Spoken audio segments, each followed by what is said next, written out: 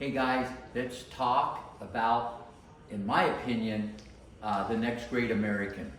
Okay, I saw this young man play a few years ago, saw a lot of potential, and let me go down just a medley of all the boxes he checks, and I can see multiple Grand Slam titles in the future for this young man. He's one of the best young prospects, American, that I've seen come along. Since Andy Roddick, who I taught when he was a youngster and was #1 in the nation.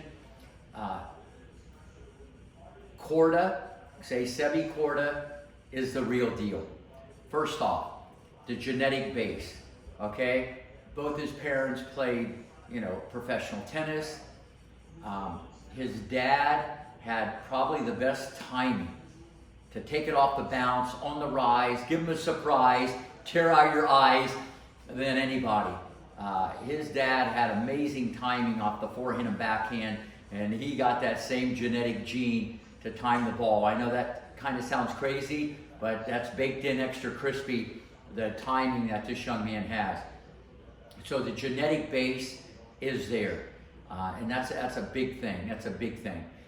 Let's go through his strokes a little bit. The backhand, money in the bank. He can take the ball right off the bounce, change direction of the ball, has the ATP backhand where he keeps it on the hitting side, the racket flips, he can take it anywhere he wants, but what I like, it's a clean, compact stroke. The bigger muscles run the show. The bigger muscles run the show. There's not a lot of nonsense going on. His backhand is world class, and he has a big strike zone because he's a tall guy. So the backhand, especially off the return, and anytime he gets a short ball, his backhand is one of the best in the world already. And I like it because he hits through the ball. It's a weapon. The forehand, a little different than say a Nadal or an Alcaraz or some of those guys where he doesn't play with quite as much spin. Okay, this could be a positive, and this can also be a negative. Because once in a while you got to absorb power, you got to negate, you got to grab the ball a little bit more. But can he do that? Absolutely. It's just that he has a cleaner grip. Okay, he hits through the ball a little bit.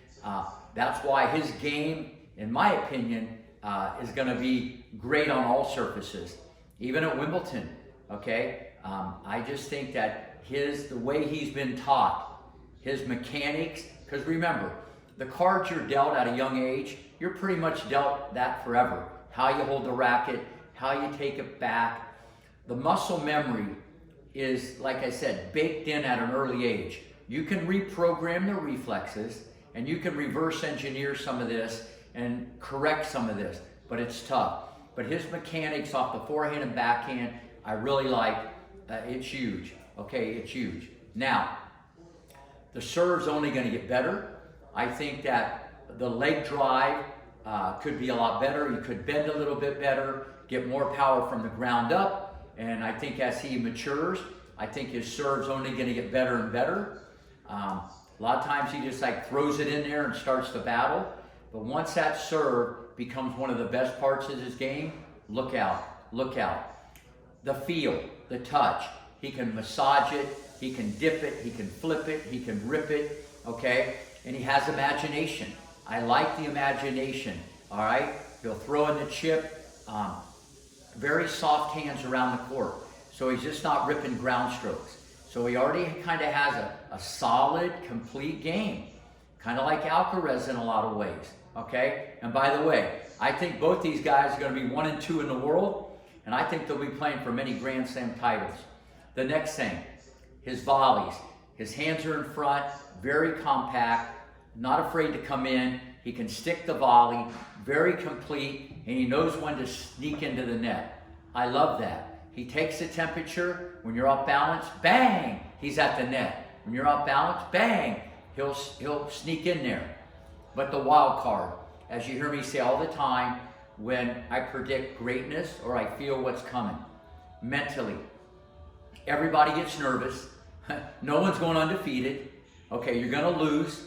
Okay, you're going to fail, but that's how you succeed. I love his composure. He's not too high. He's not too low. Very even keel. Okay, So maybe a lot of times you don't see how competitive he is. Kind of like Federer, you know, it's more on the inside that's percolating. So, but I really love his composure, all right? And that's going to weather storms, and that means you're going to be able to handle pressure better. Very important. His movement is good. It will only get better as he keeps understanding the geometry of the court. His anticipation will get better. His makeup speed maybe isn't as good as some of the better players like Nadal and Djokovic, okay, and Alcaraz. But at the end of the day, he's very authoritative off the ground.